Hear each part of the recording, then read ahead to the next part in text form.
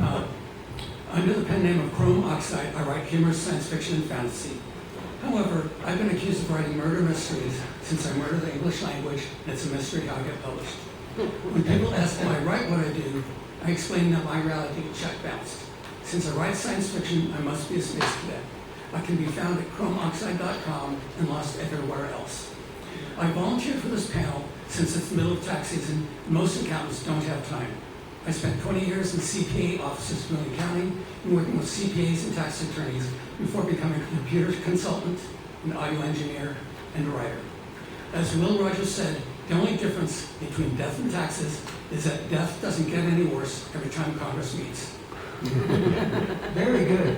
With a show of hands, how many of you think you don't pay enough in federal, state, and local taxes? Okay. If you're embarrassed to admit that, I'll tell you how to solve that problem. File a Schedule C along with your 1040 lawn form. Put a large amount of income on your Schedule C and don't list any expenses. You've just increased your taxes. Yay. For the rest of you, it's more difficult to pay less tax. Some writers think of their tax return as the greatest novel ever written. Some gamblers like to think of their tax return as their opening bid. Do you want to gamble with your tax return? If you're not afraid of being audited, nothing I say matters. If you are afraid, then everything I say matters. Why? The first thing an auditor looks at is your books and records. A shoebox full of receipts is like a red cake to a bull. The IRS agent knows you made one or more mistakes and will keep looking until he finds it. The first step to protect yourself from an invasive audit is to keep good records. Quicken, QuickBooks, or other accounting packages are considered good records. The next step is to correctly categorize your income and expenses. Let's talk about your income first. Let's say you're a successful author and your publisher gives you an advance. Is that income? It depends. If the advance is not refundable, then it's income. If it is refundable, when does it become income? Once received or when you turn your book to the publisher. If your tax preparer doesn't know the answer off the top of his or her head, he or she will be able to research the question. Let's talk about expenses. Is paying to attend a writer's conference a deductible expense? It depends. The rule used to be that paying for continuing education was a deductible expense. Sorry. Caroline.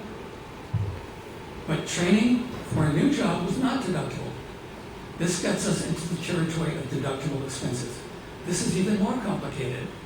Unless you do all your writing at Starbucks or the library, you're probably writing at home. The IRS won't allow you to deduct the entire cost of your home and utilities as writing expenses. They do allow the deduction of a percentage of your home.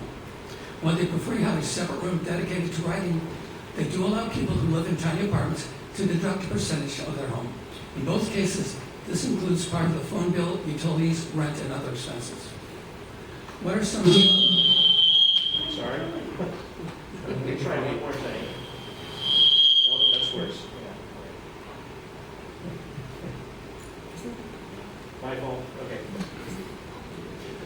What are some of the other expenses, and how do they work? What if you're a self-published author and just bought 1,000 copies of your book to sell at trade shows and online? Do you deduct the full amount of the books when you pay for them, or do you deduct only the cost of the books you sold? This is what we would consider inventory and cost of goods sold on your Schedule C.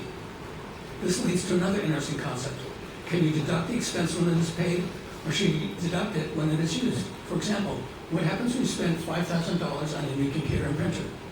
Even if you're paying cash, you might not be able to deduct the full amount at that time.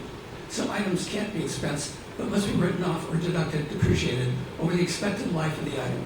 You've now learned more than you want to know about assets and depreciation. This leads to the concept of significant cost. Buying a pen that lasts 2 years can be expensed immediately, even though the useful life is longer than a year. How do you decide if something should be capitalized and depreciated over time?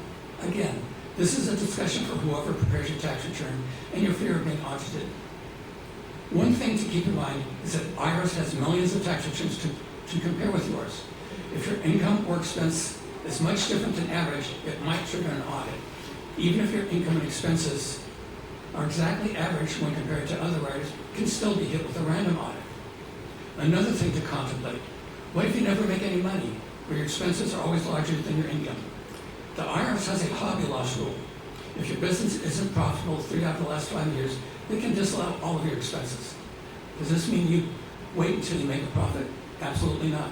One time at our office, we faced an IRS auditor who incorrectly classified an apartment building as a hobby because there were multiple years when it was unprofitable.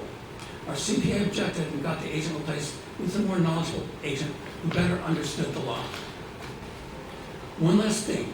Normally, when you file your tax return, the statute of limitations starts running. If you're considering a life of crime, consider robbing a bank or committing some other crime with the statute of limitations.